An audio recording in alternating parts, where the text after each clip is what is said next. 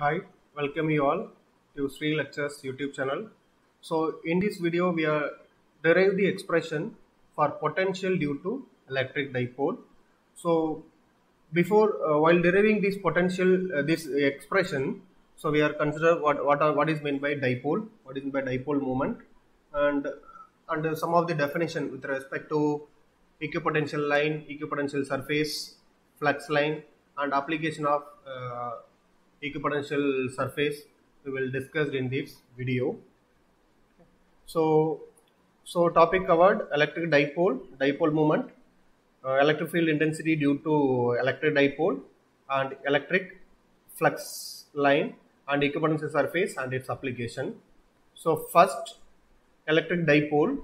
Electric dipole is formed when two point charges of equal magnitude but opposite sign are separated by a small distance. So suppose we are consider two charges. One is plus q and another one is minus q. That means two charge with the same value but opposite sign. It separated by a small distance. This distance is very small compared to all other dimension in the system. So very small. So this form the dipole. Next one, the dipole is located in such a way that line joining of plus q and minus q is perpendicular to the reference plane at the origin. From the diagram, plus q and minus q is placed such a way that line joining of minus q and plus q is perpendicular to the reference plane. So here reference plane is along x. X is the reference plane. So perpendicular to the corresponding one. So next point, if suppose P is a point in which electric field, so we need to find the electric field at point P by the dipole, electric field due to dipole. Let P be any point, let P be the any point at a distance R1, R2, R3. At the distance R1 with respect to charge Q, with respect to R1 with respect to plus Q, with respect to R2 with respect to minus Q, and with respect to R with respect to midpoint. So here midpoint is considered as O. So here the distance between the two charges is D. So we are placing midpoint as origin. So distance between OA and OB is nothing but D by 2. And again, from the figure, one of the important point, let plus q be the charge at point A. Okay, already defined. With respect to plus q, we have point A. With respect to minus q, we have point A. So now we are drawing one perpendicular line from point A to line R. So this is perpendicular line. So we are assuming that this distance is approximated to x. We are assuming this distance would be approximated to x. So from this diagram, another one assumption is R1 can be written as in terms of R is R1 is equal to R minus X. This is the approximation. R1 is approximated to R1 minus X. Similarly, R2 can be approximated to R plus X. So this is considered as X. So R2 can be written as R plus X. These are the two assumptions. So absolute potential at point P. So already derived the absolute potential at point P due to charge Q can be written as V1 is equal to Q by 4 pi epsilon naught R1. Similarly, absolute potential at P due to charge minus Q at B is V2 is equal to minus Q divided by 4 pi epsilon naught R2. So then the absolute potential at P due to dipole with respect to two charges, we need to define the absolute potential simply adding V1 plus V2. While adding these two values, so take common term as Q divided by 4 pi epsilon naught, then we get 1 by R1 minus 1 by R2. This is considered as equation number 1. So in the next case, this is the very important in this derivation. If point P is too far away from the dipole, R1, R2 can be written as, already I explained, R1 can be written as R minus X. This is approximation. And this is also approximation. Then x can be written as, so take the right angle triangle from figure, this distance is x, this distance is dx by 2. So from this we can find the x value. So simply while calculating cos theta is nothing but adjacent side divided by hypotenuse, that is x by d by 2. So from this we can find cos theta. So sorry, x value, x is equal to d by 2 cos theta. Simply replace x in the two equation. So combine these two equation is called equation number 2. So substitute equation number 2 in equation number 1. So simply, so in the already formula, what is the formula? We have 1 by r1 minus 1 by r2. R1 is r2 replaced by these two expression. R1 is this one, R2 is this one. Well, simply replacing and simply take simplification, simply cross multiply it. While performing cross multiplication, this minus r and plus r get cancelled. D by 2 cos theta plus d by 2 cos theta. In the numerator, it's become d cos theta. So in case of denominator, so already explained the distance is very small. Distance of separation between the charge is very small compared to all other dimension. So suppose this distance is very small, the square of the value is again very small. So this value is very less compared to r squared. So we can equate this value to 0. So what is the answer we get? Q divided by 4 pi epsilon naught d cos theta divided by r square. This is the condition. D by 2 is very less compared with r square. So now, QD, again rearrange this expression, QD cos theta is equal to 4 pi epsilon naught r squared. This is considered as equation number 3. Then we need to define the dipole moment. Dipole moment is nothing but product of magnitude of charges and the distance of separation between them. Suppose we have two charge plus q and minus q separated by a small distance. So now dipole moment is nothing but distance multiplication of this charge and distance. So q and d is nothing but dipole moment. So it's like only one of the twisting force. So like compared with respect to machines, torque is the twisting force. So here this dipole moment is also considered as one of the twisting or rotating force. So next point, so we can, since d dot ar, so like on the dot product of two vector, we can write mod of d mod of ar into cos theta. So already we know mod of any unit vector is equal to 1. So we get d cos theta. So again already we know from the dipole basic figure, distance is along z axis, correct? This d is along z axis. So we can define d into az. Simply az is indicate direction of d.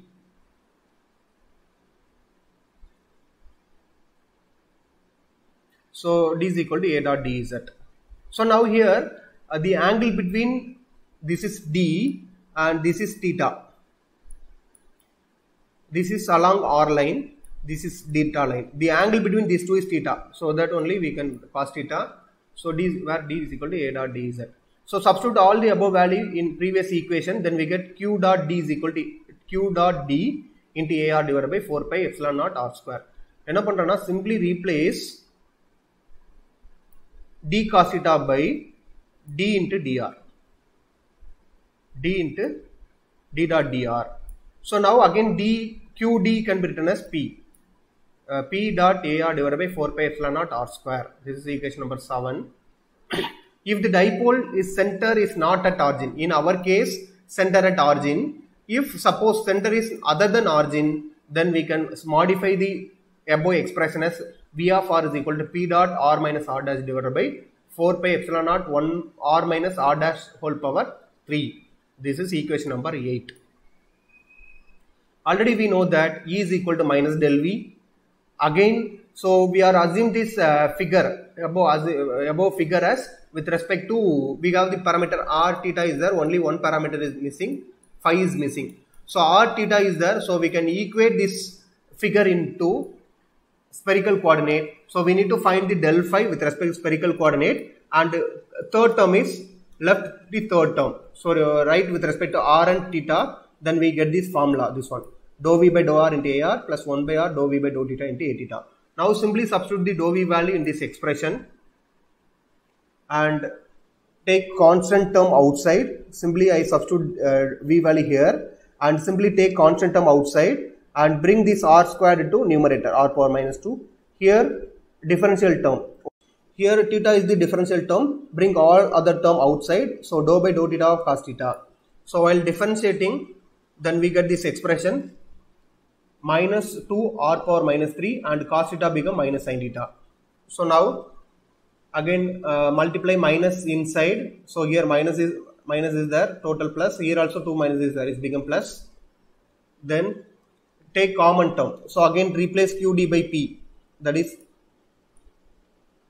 dipole moment p divided by 4 pi epsilon naught into r cube 2 cos theta ar plus sin theta a theta. This is equation number 8. Notice that point charge is monopole. So for point charge, E is proportional to 1 by r squared, V is proportional to 1 by r. We already derived. So with respect to dipole, already derived, previous expression we derived, EP, electric field due to dipole is 1 by r cube, potential due to dipole is 1 by proportional to 1 by r square.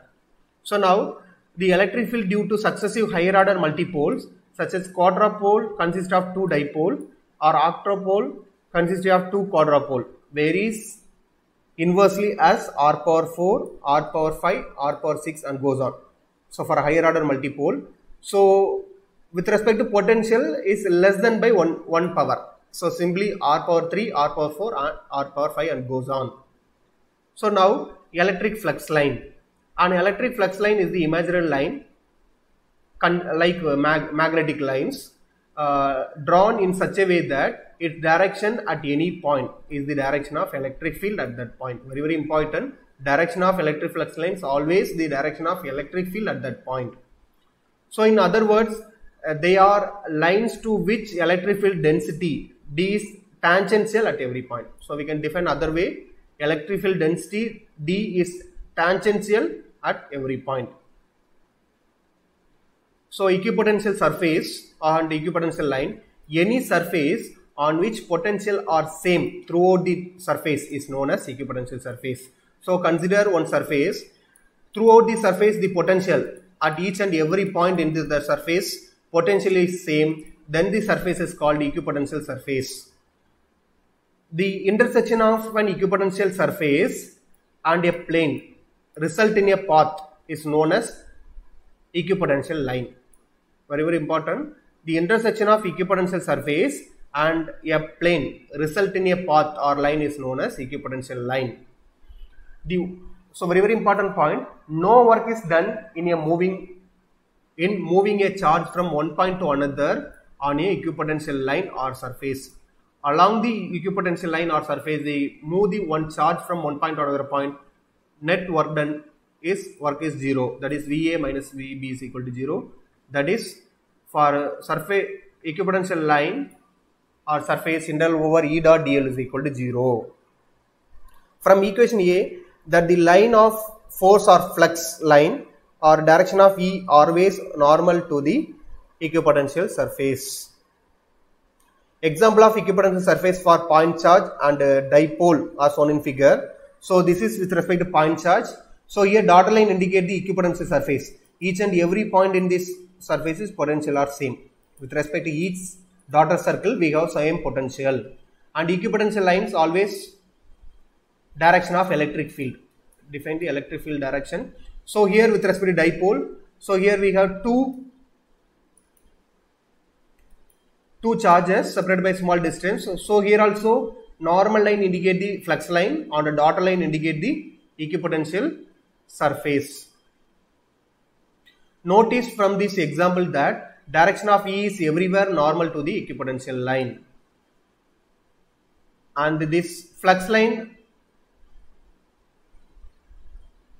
do not intersect each other. This is another important point. And application of equipotential line, we shall see the importance of equipotential surface when discuss conducting bodies in electric field. Next point, a typical application of the field mapping. Very, very important application of equipotential surface is field mapping. Flux line and equipotential surface is found in diagnosis of human heart. So while diagnosing human heart, we are using this concept. So human heartbeat or response to an electric field, potential difference across it. The heart can be characterized as a dipole with field map similar to above figure. The heart can be characterized as a dipole with field map similar to above figure. Such a field map is useful in detecting abnormal heart position. So mainly this field map is used to detect the abnormal heart position. So next video we will discuss some problem on electric potential and dipole. Electric potential due to dipole. Okay, thank you all, thank you for watching.